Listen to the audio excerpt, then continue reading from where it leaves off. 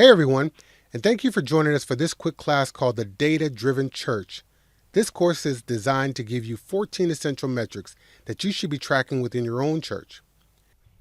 This is part 1 of 4 videos that will cover each metric in detail, helping you identify some key information that you need as a pastor, administrator, or lay leader of your church. Now, these metrics are not all inclusive by any means. In fact, the finance section alone has at least 6 or 8 more metrics that we typically suggest that you should track within your own church. But these metrics are a great starting point, and as a leader, it'll help give you some critical metrics that you should routinely monitor in order to help you become a stronger ministry manager.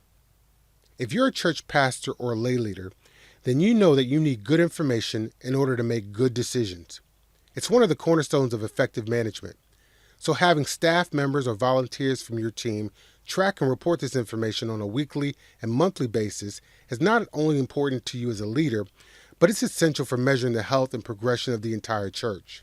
Now, I've broken these 14 metrics up into 4 distinct sections, which include growth, weekend, finance, and volunteers.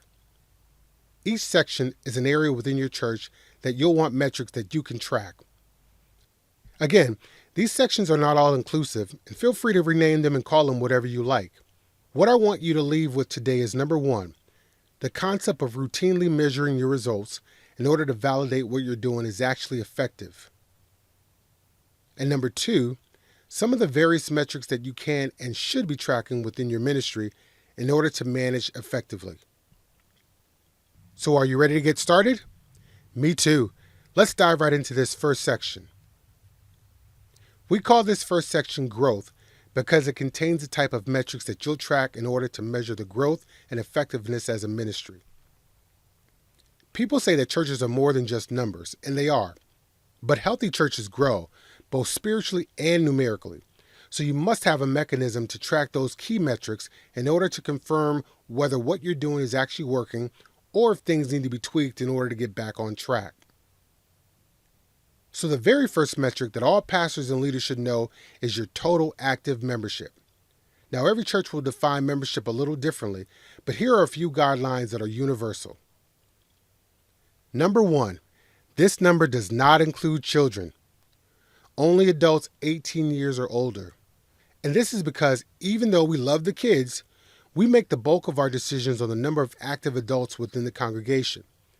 Count kids and teenagers separately. You should be able to understand and break out your active and adult membership to your youth and children membership. Number 2, clarify what constitutes as a member. You hear me say this often. At what point does a regular attendee become a member? Only you can define this for your church, but it needs to be clearly defined, and you should set up some type of system to actively track this number. For churches doing new member class, this could be the number of people that have attended all classes or have signed a new member pledge card.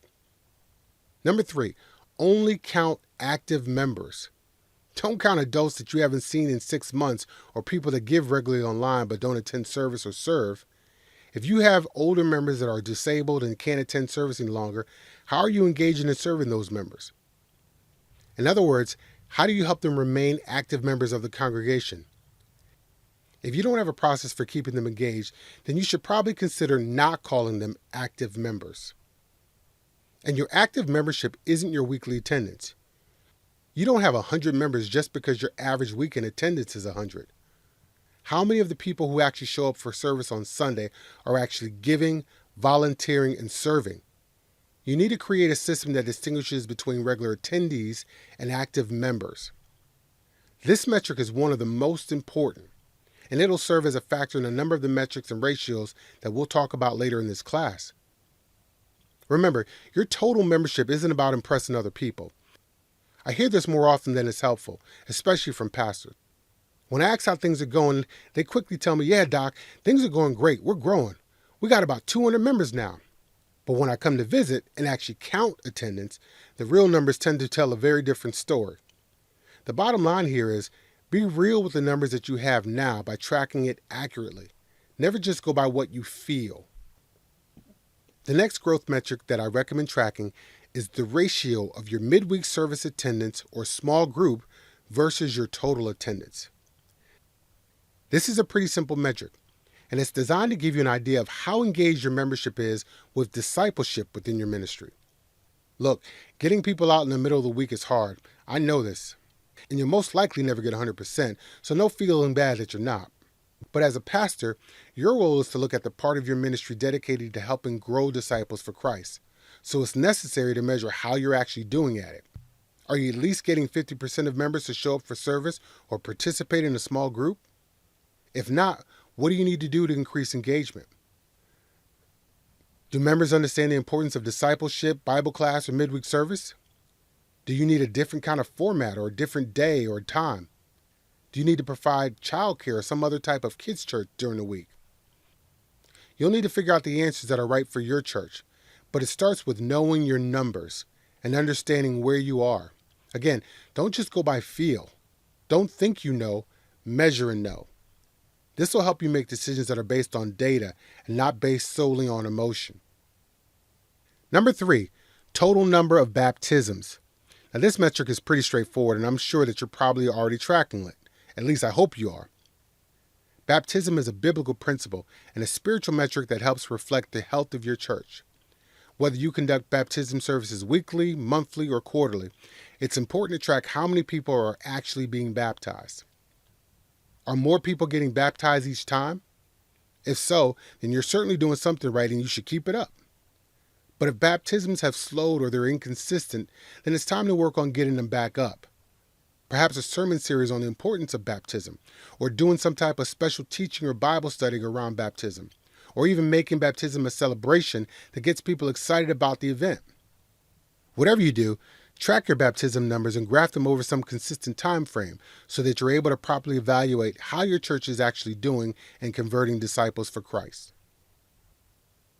Number 4 is another spiritual metric that you should be tracking. And you're probably already tracking this one too, so we won't spend a whole lot of time on this one, but you should and must have a way to track the total number of salvations or conversions within your church. As a leader, this is your barometer and another measurement on how your ministry is actually doing. Whether you're using the church management software or keeping track of it in an Excel spreadsheet, as a leader, this is one of those metrics that you want to know by heart and can quickly rattle off if you ever asked. Are people regularly giving their life to Christ? If not, why not? And as a leader, what can you do to keep this metric moving in the right direction? Start by keeping track of your number and evaluating it regularly to understand if change or adjustment is needed in order to meet your goals. Remember, you can also use infographics like I've done here, especially if you've got some creative and visual people on your team. It doesn't have to be all charts and graphs. It just needs to give you the information you need in order to make good decisions. So this is the end of part 1, and I hope that you're enjoying this as much as I'm enjoying sharing it with you. I know that there's a lot to take in, but I promise these metrics are well worth it and will make you a better leader and manager for your church. Hey, thanks for tuning in. And if you haven't subscribed to our channel yet, please take a minute and hit that subscribe button. And while you're there, go ahead and hit that bell icon so that you can get notified each time we post a new video. Our goal is to keep these videos coming. And if there's something specific that you'd like us to cover or additional questions that you may have, go ahead and post them in the comments section. I promise that we read each and every one of them, and we want to make sure that we're giving you the information and resources necessary to help your ministry impact our community and our world.